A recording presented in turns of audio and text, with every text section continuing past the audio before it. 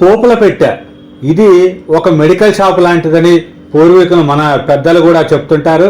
అయితే ఈ పోపుల పెట్టెలో ఉండే ద్రవ్యాలు, ఈ సుగంధ ద్రవ్యాలు, మసాలా దినుసులతో మొత్తం కూడా క్యాన్సర్కి ఒక మందులైతే మద్రాస్ ఐఐటి కనుక్కోవటం అయితే ఇప్పుడు రికార్డుగా ఉంది, సంచలనంగా మారింది. అయితే ఈ నానో మెడిసిన్స్ అంటే సుగంధ ద్రవ్యాలను ఉపయోగించి Madras IIT chemical engineering department professors అయితే మొత్తం కూడా కొన్ని సంవత్సరాలుగా పరిశోధన చేస్తూ వస్తున్నారు. ఈ పరిశోధనల ఫలితంగా మొత్తం కూడా ఈ మందులను అయితే క్యాన్సర్కి దివ్య ఔషధంగా పనిచేసే మందులను అయితే కనుక్కోవటం జరిగింది. దీనిని ఇప్పటికే జంతువుల మీద చేసిన ట్రయల్స్లో ఇది మొత్తం కూడా సక్సెస్ అంటే మంచి ఫలితాలను ఇవ్వటం జరిగింది.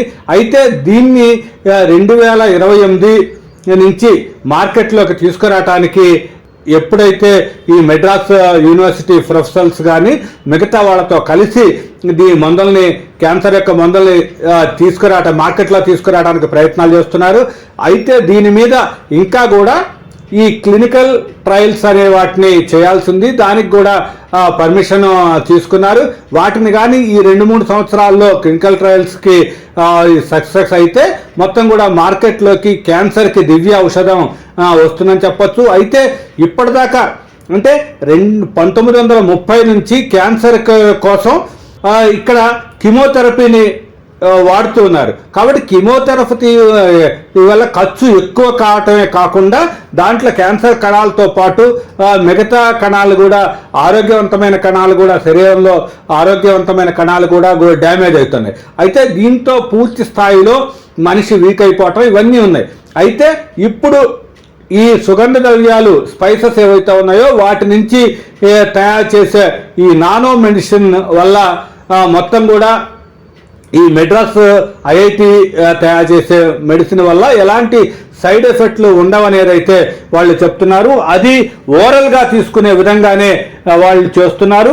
దీంట్లో అంటే ఈ స్పైసెస్లో ఉండే ఆయిల్స్ని వీటిని ఉపయోగించి అయితే దీన్ని తయారు చేయడం జరిగింది.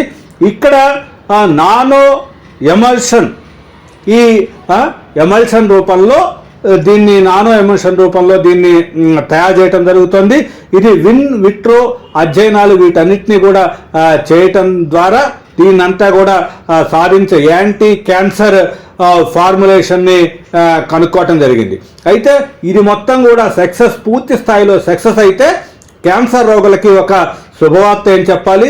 ఎందుకంటే ఇప్పుడు 2020 సెన్సస్ నివేదిక ప్రకారమే చూసినట్టయితే ఏడాదికి 4 లక్షల మంది పిల్లలే ఈ క్యాన్సర్ బారిన పడుతున్నారనేది అయితే నివేదికలు చెప్తున్నాయి. కాబట్టి ఇలాంటి మహమ్మారి, క్యాన్సర్ మహమ్మారికి ఒక దివ్య ఔషధంగా ఈ రిపోర్ట్ అయితే, ఈ పరిశోధనలు అయితే సాగాయని అయితే చెప్పొచ్చు. ఏదేమైనా సరే క్యాన్సర్ రోగులకి తక్కువ ఖర్చులో మంచి ట్రీట్మెంట్ జరగటానికి ఇంకా ముందు ఒక మంచి వార్తని వింటామనేది అయితే IIT professors, Madras IIT professors చెప్తున్నమాట.